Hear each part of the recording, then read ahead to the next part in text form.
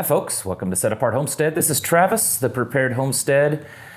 Boy, there's a lot of stuff coming out about this coronavirus, and that's where I want to take the video today to try to get you guys up to date for those of you that may not be staying on top of it, and also kind of give you some of my perspective of what's going on. I'll try to leave some images, screenshots of different news articles and stuff over here in the corner as I go along to try to keep you up on what's going on. So, you know, I've kind of struggled with how to present this and how to talk about this whole virus on this channel.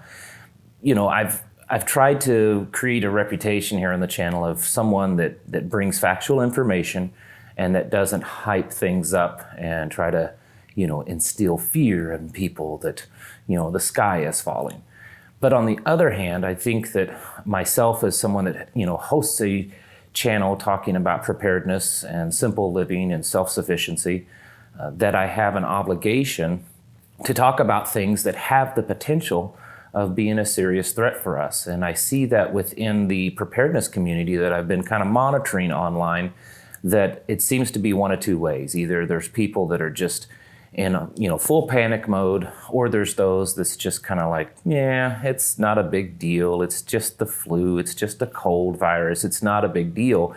And I understand that there have been instances in the past where things have been hyped up. An example, the Y2K experience, for those of you old enough to remember that, that ended up being really nothing. So we have to be careful not to hype things up so much and to become so terrified and so hyper-focused on something that we don't think clearly and see things rationally. And then sometimes, if it ends up being nothing, you know, we have gotten ourselves all upset and worked up and worried and terrified, and our family in disorder, trying to prepare for something that, you know, really has no chance of happening. But I don't think that this particular virus situation is anything similar to the Y2K. I don't think that it's necessarily at a point yet that we can for sure say that it is going to be a global pandemic that's going to take out millions and millions of lives. But I do think that it's definitely showing itself through the evidence that we're seeing, that it's big enough that it could create at least some problems for us. And it may not be the virus or getting the virus itself. That could be part of it. But it could also be just the panic that it creates amongst the people, and even possibly the things that the government, ours and other governments, could potentially do to try to, you know, quote unquote, control this virus. So I think it's definitely something we have to be on top of. And, you know, in the long run, how many of us would feel more than silly if we just sat back and said, you know, we're preppers, we're prepared, and this is nothing. And then the one thing that we should be prepared for is the thing that we sat back and did nothing about. So, you know, I'm trying to present to you some facts and some things that I feel are important, but yet not hype it up so much that it, you know, it instills fear. So now the first thing is as of the making of this video, because this number is constantly changing, but as of the making of this video, and I've got my notes down here, so if I keep looking down, that's what I'm doing.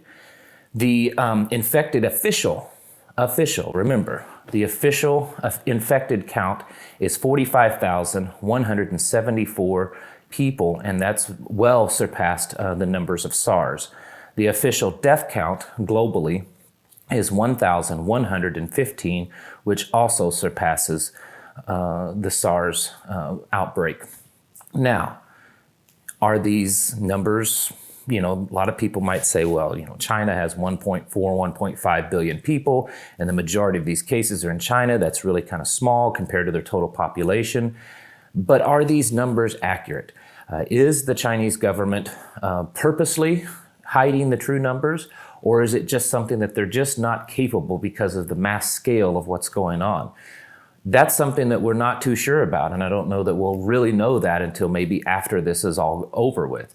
There are a lot of reports indicating that they're purposely trying to hide the real numbers. There's several people that seemingly have inside information that believe that the infected numbers are well into the hundreds of thousands, maybe even millions, and that the death toll could be tens of thousands.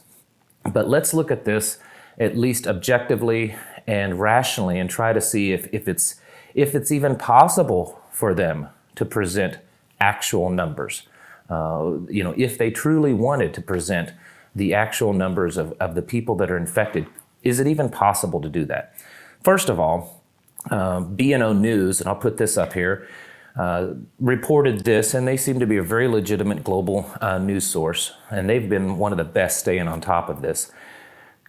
State that the Chinese media confirms that asymptomatic cases of coronavirus are now excluded from the government's official account. What that means is if someone comes into the doctor and they test them and they test positive for the virus, but they're not showing any symptoms, those people are not listed in that official number that I just showed you.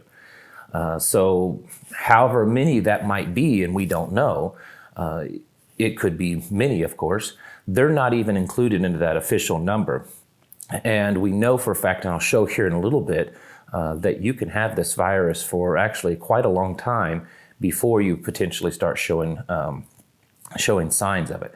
So to kind of, figure out if it's even possible to talk about, to list all the official cases, let's look at Japan. Japan seems to be getting hit pretty hard with this, and it's mostly because of that cruise ship that's been infected and now quarantined. As of this morning, they have 200 cases total in Japan, and the vast majority of them, about 175, 180, are on that cruise ship. It's just every day it's increasing greatly. Now, one of the government officials there said that they will try to increase the testing of the virus, that they're currently able to test a maximum of 300 a day, but they're going to try to bump that number up to 1,000 a day by February 18th. Here was an article a few days ago. Now the total number is low because it's changed since then, but it's also about that quarantined cruise ship.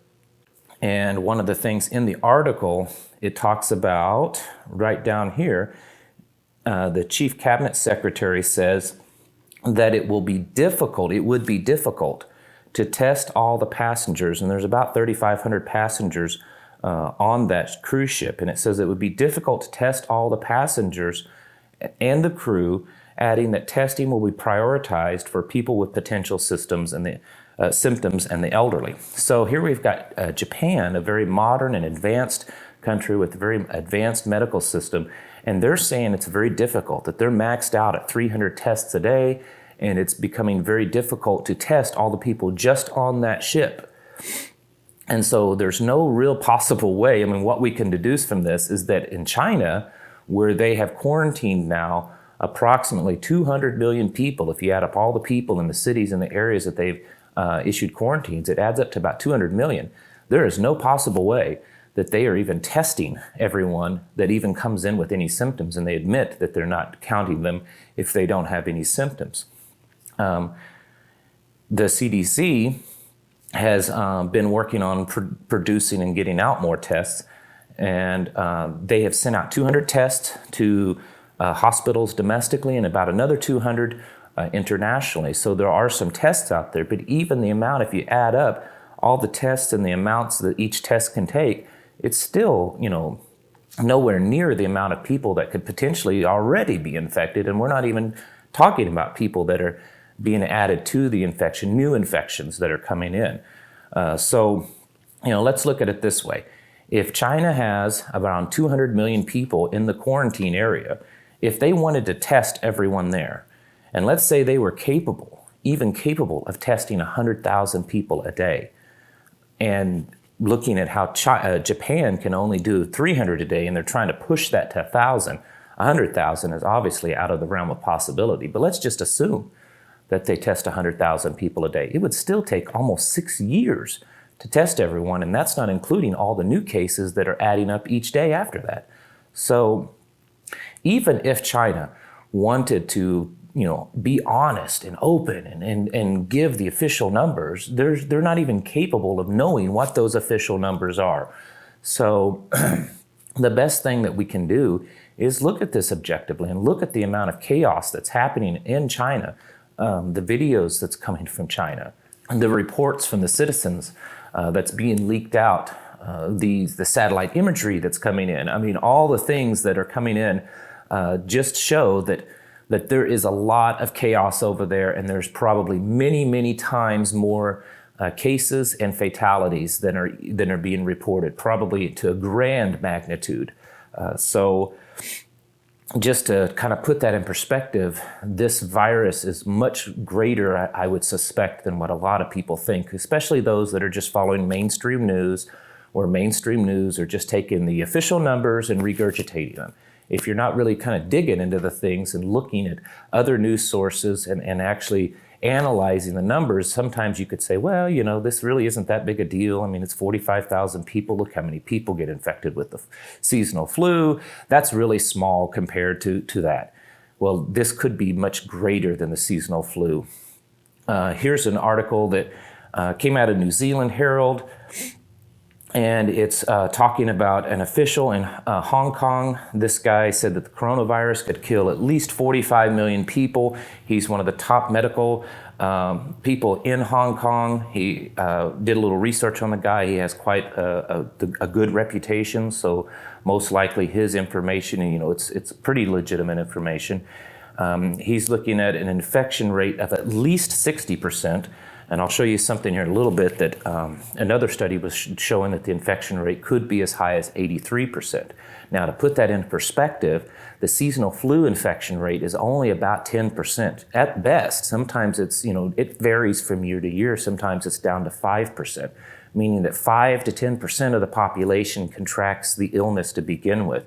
Whereas this thing, we're looking at somewhere between 60 and 83% contracting the illness. And if that happens, even if the fatality rate was as low as 1%, which so far it's showing it's much higher than 1%, but even if it's just 1%, we're looking at, you know, a global death rate of somewhere around 45 million people. So what will that death rate be if that fatality rate is much higher, which it's already showing to be much higher? Some reports are putting it as high as 5 and all the way up to 15%. So if it's somewhere in that neighborhood between 5 and 15%, the death toll globally could be astronomical. It could be in the hundreds of millions potentially. So it's definitely something to kind of start to kind of focus on and be aware of. Now, another study that came out just recently in the last couple of days, they originally thought that the virus had an incubation period of around 10 to 14 days, meaning that you were asymptomatic, you weren't showing any symptoms, but you had the virus and you were passing it around, which is unusual. That's not typical of, say, like the flu virus. So people can have this thing, they're shedding it, they're going around in public, they're passing it around, but yet they're not even showing symptoms. A new study came out that it could be up to 24 days incubation period. This guy that came out with this, it's one of China's National Health Commission. He's was the guy that discovered the SARS virus. I know it came out of China, but his paper and the work has already been kind of looked at. And so it seems to be a pretty legitimate study. But the thing is however, the World Health Organization stressed that they will not change its recommendations of the current incubation period. So all these people that you're seeing that have been under quarantine for a week or two and that they're being released, it's potentially, you know, there's a potential threat still that they could still have it and they could still be sharing it even though they're not showing any symptoms of it. All right, now on to some other things. So I wanted to cover that, you know, the idea of the numbers, just to kind of, you know, wrap our head around where those numbers are and the potential for a serious threat. Now onto some American news. 200 residents in Georgia are being monitored for possible deadly coronavirus. Apparently these people were traveling and they have been in contact, they believe, with the coronavirus. There's no confirmed cases. And apparently they're not testing them, they're just monitoring them. But that's quite a few, 200 in the state of Georgia. The Department of Public Health seeks to relieve any fear by saying that these people aren't really showing symptoms. They've just been in areas and around people that, has potential chance for there being, an infection. But still, that number, that's pretty high. Now, on to a few other things. This is something that we do need to be worried about, or at least concerned with this virus, is that the potential for actual shortages. And this is where our prepping really comes into play. And I've talked about this in some other videos and probably will continue to talk about it for a while because, like I said in the beginning of this video, we can't, as call ourselves, a part of the preparedness community, if there's a real potential threat that we see happening around this planet, and then sit around and say, well, it's not a big deal, I'm not going to do anything about it. Doesn't mean that we should, go into full panic mode, but I do believe it's something that we should be concerned of. China is saying that it seeks to address medical supply shortages as global coronavirus death, rises.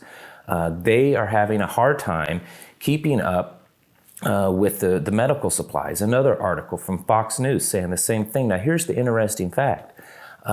If China is having a hard time keeping up with supplies, how much harder is it going to be for the rest of the world? Because about 90% of medical supplies, masks, gowns, things that are used in respiratory care are manufactured in China.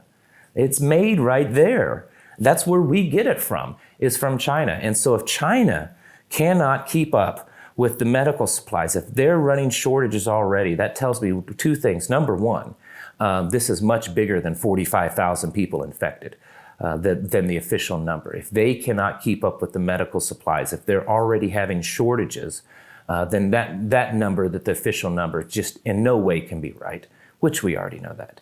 But secondly, what that means that it's going to be very dangerous for us, because we get the majority of our medical supplies, especially medical supplies that we would use if an outbreak of this virus happened here, the medical supplies that's used in quarantine, the medical supplies that's used in respiratory care, a lot of the medications that we would administer are made and manufactured in China. That's where we get it.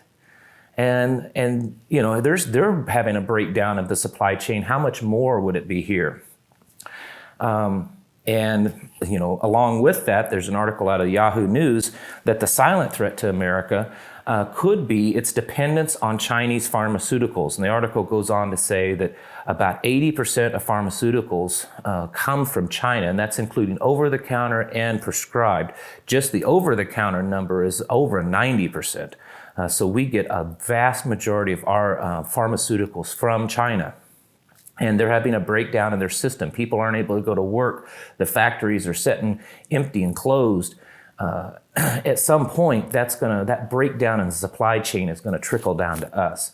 And that's when we should start being a little bit concerned. Now, here's the things that I really wanted to get to today. And I understand that this video is running long, and I'm really sorry about that, but there's some important information. So, New York Times reports that Wuhan rounds up the infected as death toll in China rises. It says here that the government senior officials have ordered authorities in the city of Wuhan to immediately round up all residents who have been infected with the coronavirus and place them in isolation, quarantine, or designated hospitals. And I know a lot of you might be saying, yeah, but they're communists. That's what they do. They just, stomp all over individual rights. They don't care about individual rights. Well, could that happen elsewhere? Could that happen in a country that's free, a country that, has certain liberties guaranteed to its citizens? In England, just in the last couple of days, there was a law passed, police were given unprecedented powers to force people into coronavirus quarantines. And this was in England. So, they're already talking about it there, but what about here? Would it happen here? Could it happen here? Well, the CDC on their website already talks about quarantine sites. You can look it up. They don't hide the fact. They have quarantine stations. The states are broken down into jurisdictions, and you can go and look at that. And it has a lot of information. It says here, and of course it has the purpose that these health officers decide whether ill persons can enter the states and what measures should be taken to prevent the spread of contagious disease. And that it talks about that they could serves to limit the introduction and spread of contagious diseases. So that's what the purpose is. But look at this, the authority and scope. The CDC has the legal authority to detain any person who may have been infected, have an infectious disease that is specified by executive order to be quarantinable.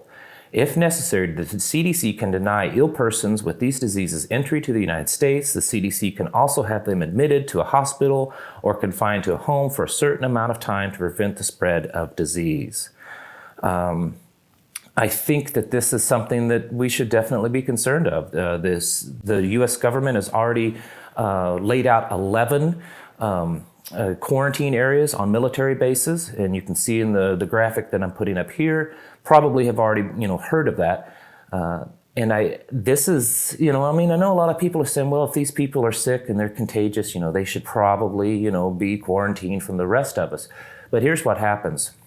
When people are quarantined, what other rights are being violated?